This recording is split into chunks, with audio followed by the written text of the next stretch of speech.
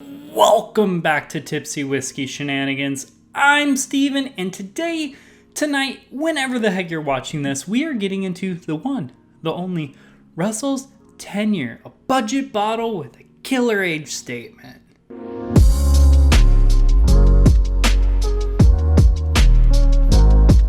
Alright, so what the heck is up with Russell's 10-year? So, for those of you that do not know, the Russell's Reserve, that is the family name of the master distillers from Wild Turkey. So this is Wild Turkey juice. It is 10-year-old age stated. It is 45% ABV. The mash bill on this, just like all other Wild Turkey juice, is 75% corn, 13% rye, and 12% malted barley, and it's now roughly around $35-ish in my area. When I first started, it was around like 28, then it went to 30. Now it's at like 32, and I'm sure it's gonna hit 35 in no time, so we're gonna round up, grade it at 35. This was one of the bottles that got me started into whiskey. This is probably the first age-stated bottle I ever owned. Russell's 10-year. What the heck is up with this? Why don't people love it as much as I do? I don't know. Let's get on the nose. Ooh. Wild Turkey, Wild Turkey. This is sweet caramel, vanilla cherries, so much cinnamon, brown sugar, and oak. You could definitely smell that 10-year-old age statement because it's so much packed in, like brown sugar, oak, chocolate, cinnamon. Kind of reminds me of like one of those milk chocolate like cinnamon bars, or milk chocolate and like peppers, like the spicy milk chocolate.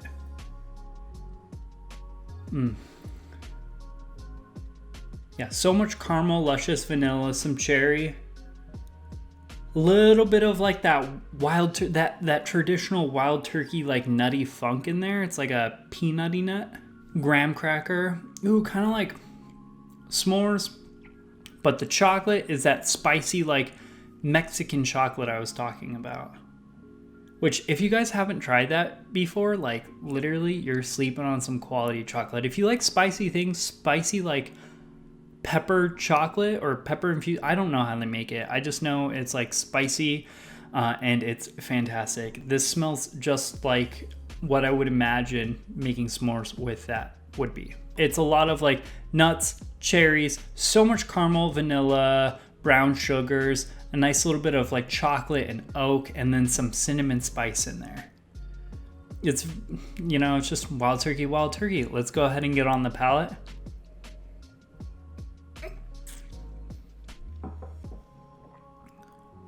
Cinnamon. Ooh.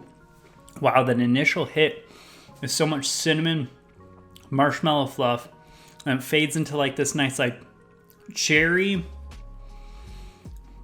oak. There's so much oak throughout it. Cinnamon, cherry, oak, vanilla. So much vanilla too.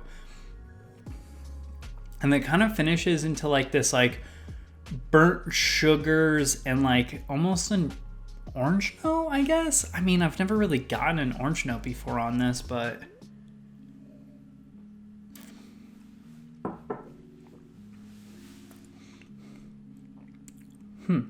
yeah, that is kind of orangey. Yeah. It's like a dark burnt sugars and orange.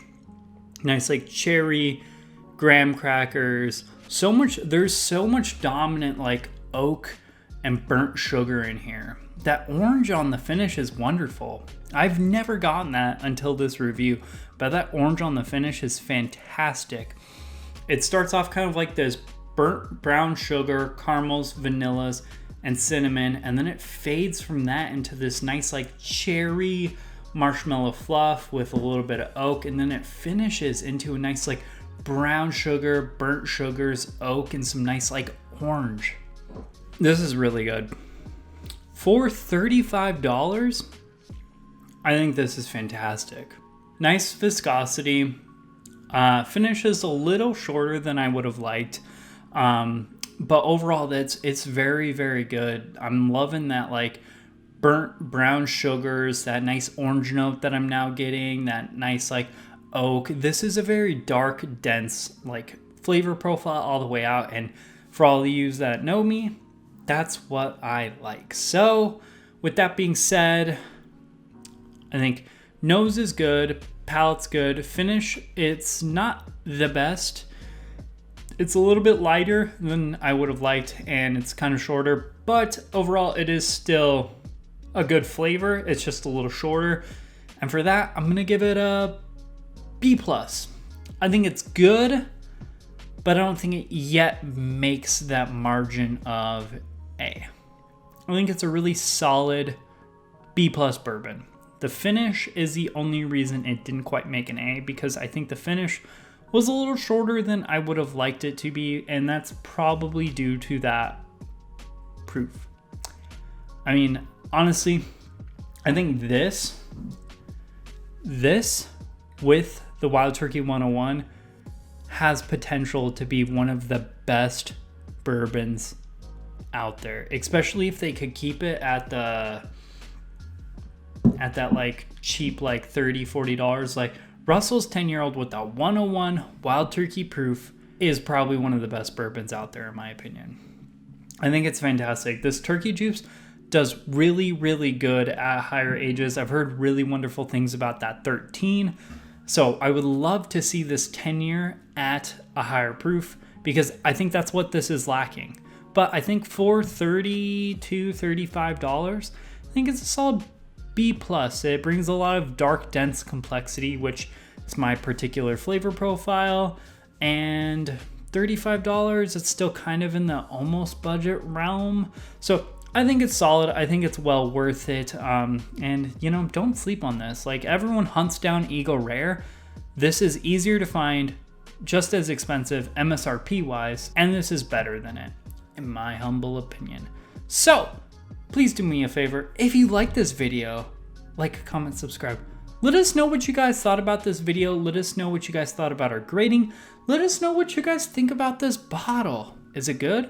What do you think about it? I personally really like it. I also kind of have a bias because, well, it was one of my first like 10 whiskeys that like super heavy got me into whiskey. So I have bias. It is what it is. Also, check out the Instagram, Patreon, and the Facebook. The link for our Patreon is down there below. Cheers. We'll see you later.